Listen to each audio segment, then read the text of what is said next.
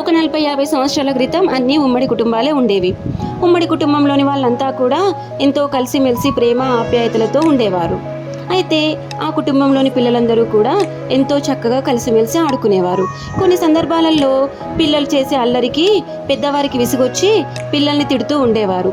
ఆ తిట్టే తిట్లు కూడా అచ్చ తెలుగు తిట్లు, వినడానికి ఎంతో వినసొంపుగా ఉండేవి.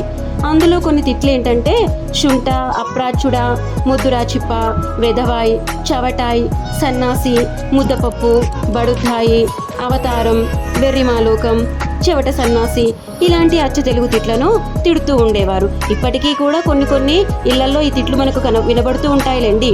అయితే ఈ తిట్లను కోపంలోనే కాకుండా ప్రేమగా కూడా పెద్దవాళ్ళు పిల్లలపైన ఉపయోగించేవారు.